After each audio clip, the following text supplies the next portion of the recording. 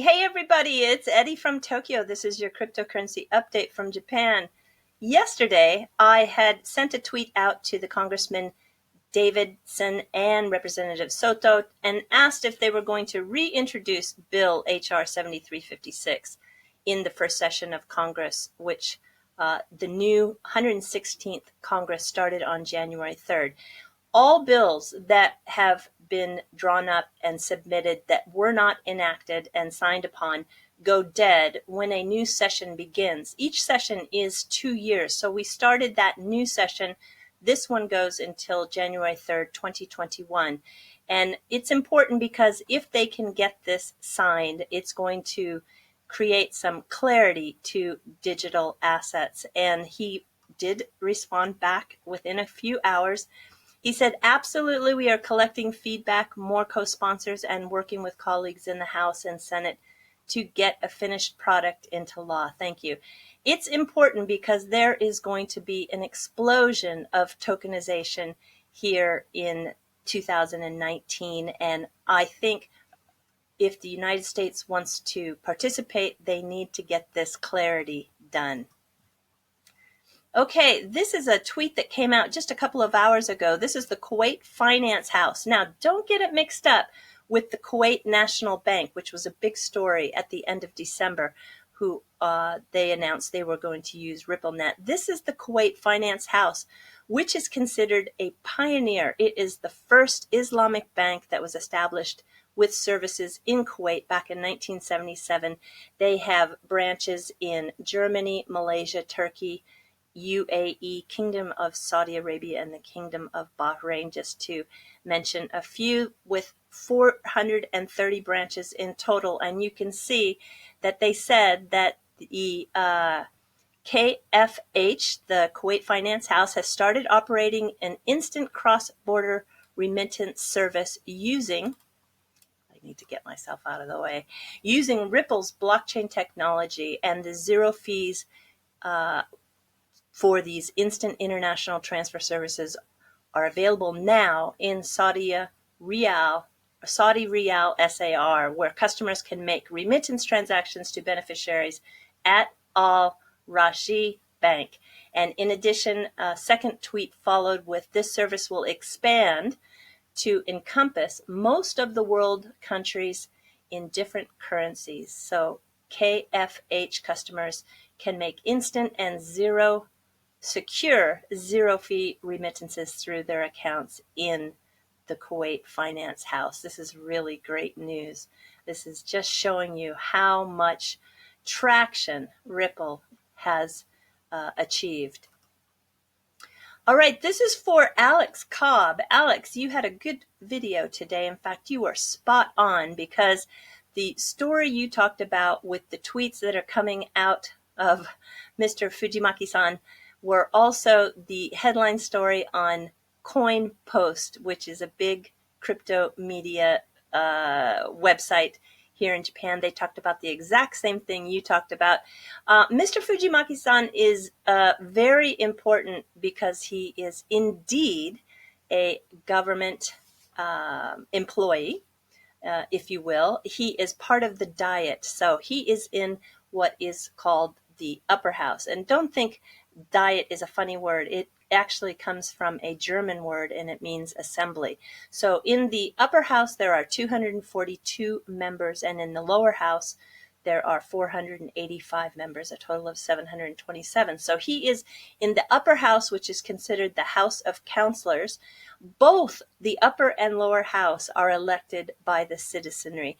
He was elected back in 2016. Well, that was when the last elections were. So it just tells you that he is an important member of the law process here in Japan.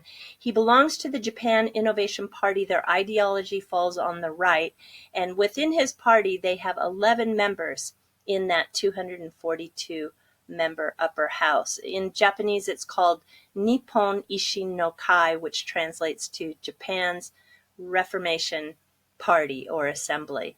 So he is very important, and I'll tell you why. It's because he's trying to make 4 different changes to the laws regarding virtual currencies.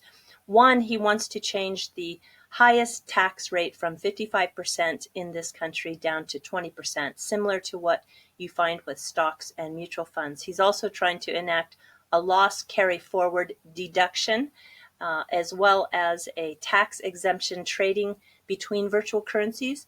And lastly, a tax exempt on small settlements. So if you go out to dinner and you want to split a bill and you have just a small amount like 3,000 yen, which is about $30, you won't have to set a profit and loss for those small settlements.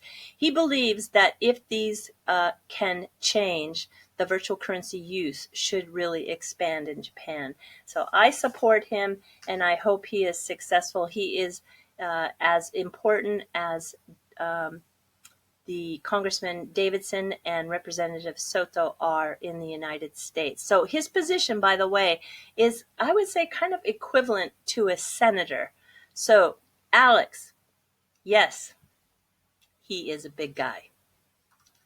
All right, he was even, he's been tweeting a lot lately. It's like he just discovered, I'm sure he didn't just discover, but he really maybe just discovered how wonderful and fast-moving the company Ripple and the use of XRP have been in the last quarter. We really did see some amazing growth. And he went back and found an old article from August on a blog that was done by a group called Golden Whales, and that is Emi Yoshikawa and Naoki Shibata. Actually, Shibata-san was the person who interviewed Emi, and she gave a very good descriptive explanation of Ripple and XRP, as well as a detailed description about payment options in China, because the group who are behind this blog, which, by the way, they're in Silicon Valley.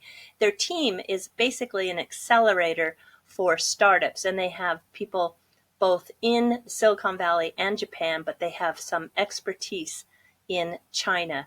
And there is a good interview in regards to talking about Alipay and WeChat from Emi's interview. I'll put it down in the comments section below.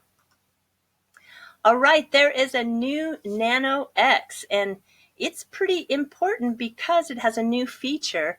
This cold wallet is a USB stick, just like the Nano S, but the new feature is Bluetooth connectivity.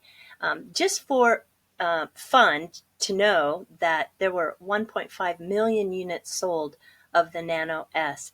This is going to be available to pre-order on January 7th. It'll ship in March. Your private keys do not leave the device. The Nano S has dropped down to $64 in the price, and that's the Nano S, $64, and the Nano X is going to sell for $119 with shipping included. All right, this is a curious story. I really found this interesting because there is a lot going on in France. So just a couple of weeks ago, we learned that there's a strategic partnership with Qarnot Computing and the Casino Group. Now, don't think the Casino Group has anything to do with casinos. They are actually a French supermarket retailer, and they are going to move ahead with its assets by monetization strategy with installing data centers in its warehouses and storerooms and reuse the heat from those servers to heat the buildings.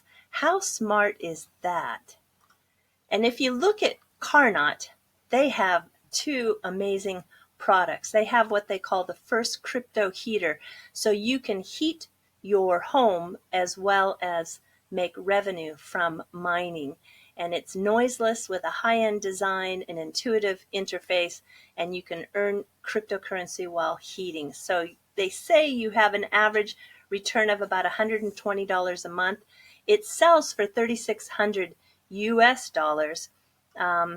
Yeah, I just think this makes sense because look at all the wasted energy we do to just heat our homes. If we can capture the heat from mining and actually use it to heat our homes, warehouses, office buildings, I just think this makes a lot of sense. And here is one more product they make. It's called an OA Digital Ledge. This is too cool. It comes in 3 sizes. So listen to what this digital edge does. It's a shelf and it's wireless. It will charge your smartphone. It also has a Wi-Fi router built inside. So it provides you that total wireless experience. You know, I think I've got just wires everywhere in my place. There is a USB power plug. It has a room sensor that will give you the temperature, humidity, and pressure inside your home, along with a quality embedded speaker and an ambient light underneath the shelf, which is LED, and a motion detector. I just love these innovative inventions. All right, we are moving to the fluff. So we're talking about heating our homes, offices, warehouses. And I wanted to show you how the homes were heated in the past in Japan. This is something that's called a hibachi or brassiere, which is a word we borrow from the French. I think sometimes Americans say brazier, but they come in metal, ceramic, lacquer, what else? Yeah, maybe those are the three materials, and most of them are quite beautiful, and there's a lot of them left in Japan because they are not using them to heat homes or rooms anymore. They were originally used with coal, and I did find a seller on eBay, and they're really beautiful. I have one on my balcony, and I use it as a flower pot, and I just love it. It's kind of an aquamarine blue. But this eBay seller is offering them at about the same price you can buy them for in Japan. It sells for, I think, $79. The shipping is a little high. It's like $75 to ship because these things are very, very heavy. But if you are wanting to put one in your garden, they are available. And I think they're just really beautiful. But now, instead of using the hibachi, there is what's called a kotatsu. And these are electric. And they are built underneath a table, and they will be in a home. Maybe 50% of the Japanese use one in their home in the wintertime. So Japanese love to sit on the floor. They don't wear the shoes in the house, and they have tatami floors. So it's very comfortable to sit and lay on the floor in Japan. And these low tables with the electric heaters, they put a big blanket, or what's called a futon, on top, and you get underneath with your legs. Kitties just love them. And they are so warm and cozy. So you can see here how it works. The tabletop is put to hold the futon in place, and then you can sit on a zabuton. And I just think these inventions are great.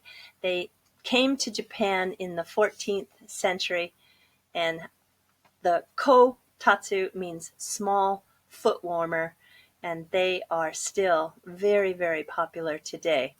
If you come to Japan and you want to experience a kotatsu, the Hoshino Resorts will allow you to stay in a room that's equipped with a kotatsu, and it has just all the warmth and coziness in the cold winter months. So I'm sure Hoshino isn't the only one, but I found that the Hoshino Resorts do offer that for some of their rooms. So that is something you might think about if you come in the wintertime. Okay, everybody, that's all I have for you today. Sayonara for now. Take care. Bye-bye.